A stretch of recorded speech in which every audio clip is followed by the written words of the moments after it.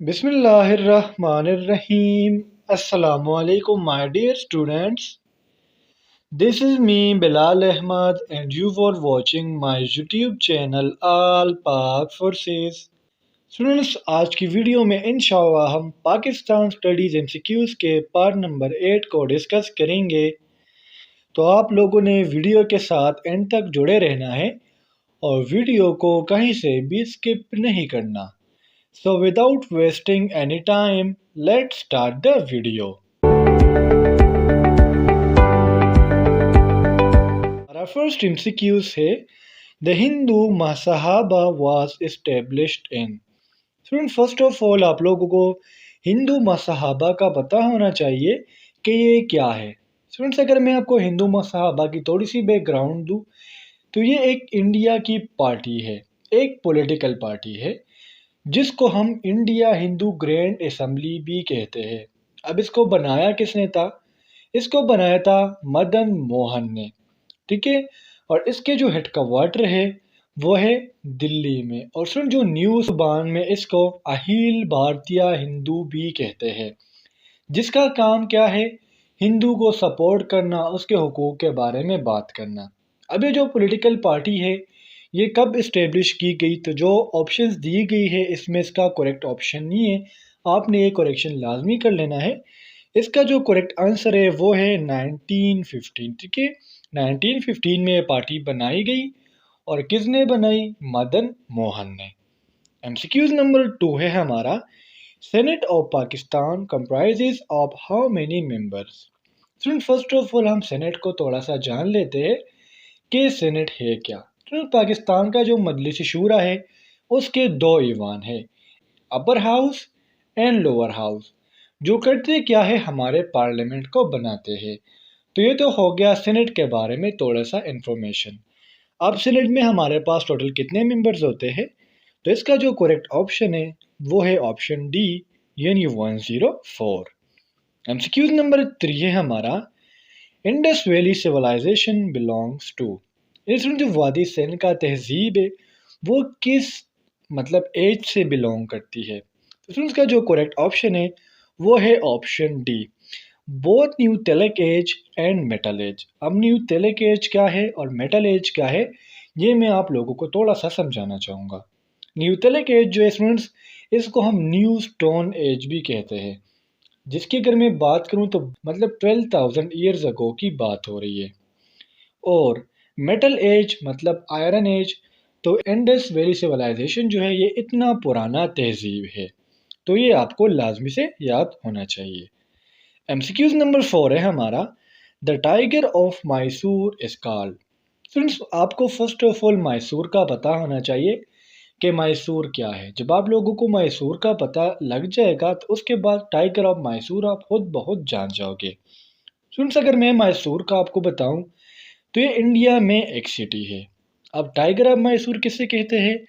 Tiger of Mysore हम टीपू सुल्तान को कहते हैं, यानी option B is the correct here, जिसका अपना नाम है बादशाह नसीबुद्दौला। उसकी वालिदा का नाम है फातिमा बहरुन्निसा, जिनका मजहब था सुन्नी इस्लाम। अब फ्रेंड, जो ब्रिटिश ईस्ट कंपनी थी इंडिया में, ये उसके बहुत ज़्यादा हिलाफ थे और उन्होंने बहुत ज़्यादा उनकी खिलाफत की है, तो जिसकी वजह से इनको टाइगर ऑफ मैसूर कहा जाता है। एमसीक्यूज नंबर 5 है हमारा longest railway platform of Pakistan is. ये स्टूडेंट, पाकिस्तान में जो सबसे लॉन्गेस्ट रेलवे प्लेटफॉर्म है उसका नाम क्या है? तो स्टूडेंट, उस प्लेटफॉर्म का नाम है रोहरी स्टेशन, यानी option C is the correct here.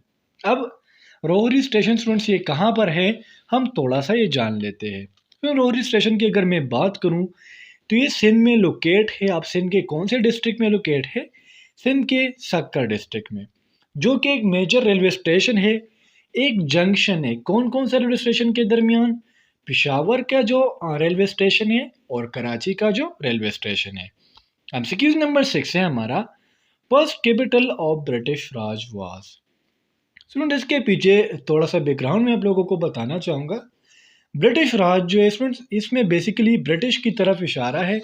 जब ब्रिटिश क्राउन ने बहुत ज़्यादा एयर सब कॉन्टिनेंट पे हुकूमत की थी। इसमें पाकिस्तान भी शामिल है और इंडिया भी शामिल है। 1858 से लेके आई थिंक सो 1946 तक इन्होंने सब कॉन्टिनेंट पे हुकूमत की है। और इनका जो ब्रिटिश राज का जो फर्स्ट कैपिटल था वो था कोलकाता, यानी option A is the correct here. ये ब्रिटिश राज का फर्स्ट कैपिटल था। एमसीक्यूज नंबर 7 है हमारा, in Indus valley alluvial soil was used for making. Friends, alluvial soil हम ऐसे सॉइल्स को कहते हैं जिसमें बहुत ज़्यादा पोर्स हो, यानी पोरोसिटी उसमें बहुत ज़्यादा हो।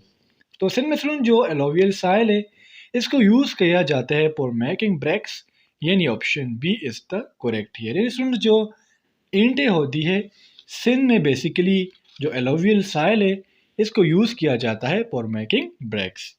एमसीक्यूज नंबर 8 है हमारा, minimum and maximum numbers of members of council of Islamic ideology are.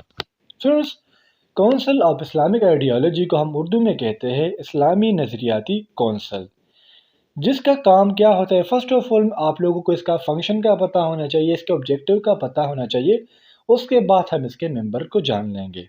Friend, जिस तरह अगर पाकिस्तान का गवर्नमेंट है या पार्लियामेंट है उसको किसी इस्लामिक मसले में कोई इशू आ गया हो, उनको कोई रुकावट आ गई हो, तो जो इस्लामिक काउंसिल है आइडियोलॉजी ये करते क्या है, उनको मशवरे देते हैं, लीगल एडवाइसेस देते हैं। अब इसमें टोटल कितने मेंबर्स होते हैं, तो इसमें टोटल मेंबर्स हो सकते हैं, मिनिमम इसके लिए 8 है एंड मैक्सिमम 20 है।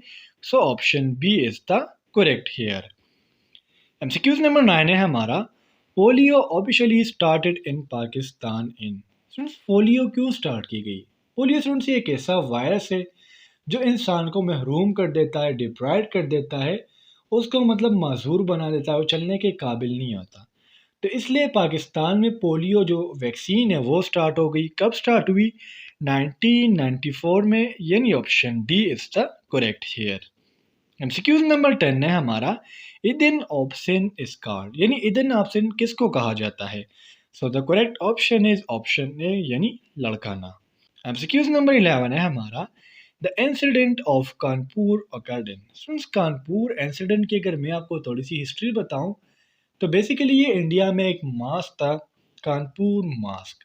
और ये जो इंसिडेंट है ये मशहूर हुआ है कानपुर मास्क इंसिडेंट, जो जुलाई 2013 को पेश आया, यानी option D is the correct here. आपने साथ याद रखना है, मैंने कहा जुलाई 20। इसमें स्टूडेंट्स हुआ क्या था, कुछ टेररिस्ट थे, कुछ थे बदमिजाज लोग जिन्होंने मस्जिद पे फायरिंग की और उसमें बहुत ज़्यादा लोग शहीद हो गए थे। एमसीक्यूज नंबर 12 है हमारा, शेर शाह सूरी बरीड इन। शेर शाह सूरी जो है इसके अगर मैं आपको रियल नाम बताऊं तो इनका रियल नाम है फरीद खान, जो कि 1486 में पैदा हुए थे और उनने इंडिया पर 5 इयर्स तक हुकूमत की है। इनको लायन किंग ऑफ सब कॉन्टिनेंट भी कहते हैं।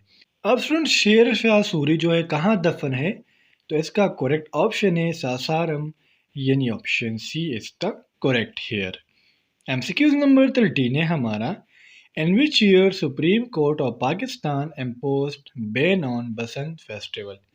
बसंत फेस्टिवल स्टूडेंट्स बेसिकली ये होता है कि जो बच्चे होते हैं पतंग वगैरह उड़ाते हैं, काइट उड़ाते हैं, तो इस पे जो सुप्रीम कोर्ट ऑफ पाकिस्तान है इन्होंने बैन लगा दिया था कि मतलब अब पतंग उड़ाना लीगल नहीं है। इसके बाद जो बच्चे पतंग उड़ाते थे उन पर क्या किया जाता था, जुर्माना लगाया जाता था और उनको जेल ले जाया जाता था। अब ये फेस्टिवल कब बंद किया गया, बसंत फेस्टिवल कब इलीगल करार दिया गया, तो इसका जो करेक्ट ऑप्शन है वो है 2005, यानी option B is the correct here. MCQs number 14 है हमारा, the oldest intelligence agency of Pakistan is. Friends, intelligence agency जो होती है और खासकर ये जो ओल्डेस्ट एजेंसी है आईबी, यानी option A is the correct here, यानी इंटेलिजेंस ब्यूरो। ये पाकिस्तान की सबसे ओल्डेस्ट इंटेलिजेंस एजेंसी है जिसका काम क्या है, जितने भी पॉलिटिकल इश्यूज आते हैं उस पर आई रखना, उस पर नज़र रखना। ये बनाई गई थी 17 अगस्त 1947 को, ये आपको लाजमी से याद होना चाहिए। और इनके जो हेडक्वार्टर्स है वो किधर है, वो है इस्लामाबाद में। एमसीक्यूज नंबर 15 है हमारा, the Khaksar Tehreek was established in 1930 by. Student date का आप लोगों को ऑलरेडी पता लग गया कि 1930 में एक मूवमेंट लड़ी गई जिसको कहते हैं खाकसार तहरीक, और अगर इंग्लिश की मैं बात करूँ तो इसको कहते हैं खाकसार मूवमेंट। स्टूडेंट इसके जो ऑब्जेक्टिव्स थे वो ये थे कि जो सब कॉन्टिनेंट था उसमें सुपरियॉरिटी ऑफ गॉड, यानी स्टूडेंट्स ये तो इस्लाम का नज़रिया है कि सुप्रीम पावर कौन है, वो है गॉड। तो इस तहरीक का जो मेन ऑब्जेक्टिव था वो ये था। इसके अलावा जो यूनिटी ऑफ नेशन है और जो लोग है, जो नेशन है सब कॉन्टिनेंट में, उनको सर्विसेज देना। तो ये तीन ऑब्जेक्टिव्स थे खाकसार मूवमेंट के, और इनको चलाने वाले का नाम था अल्लामा इनायतुल्लाह मशरिकी, यानी option B is the correct here. तो स्टूडेंट्स ये थे आज के हमारे पाकिस्तान स्टडीज़ के एमसीक्यूज़। उम्मीद करता हूँ आपको आज के लेक्चर की, आज के एमसीक्यूज़ की समझ आ गई होगी, और अगर फिर भी आप लोगों को कोई कन्फ्यूजन हो तो आप मुझसे कमेंट सेक्शन में पूछ सकते हो। इंशाल्लाह अगले वीडियो में मिलते हैं, तब तक के लिए मुझे इजाज़त दीजिए। मुझे अपने दुआओं में याद रखिए। अल्लाह हाफिज़।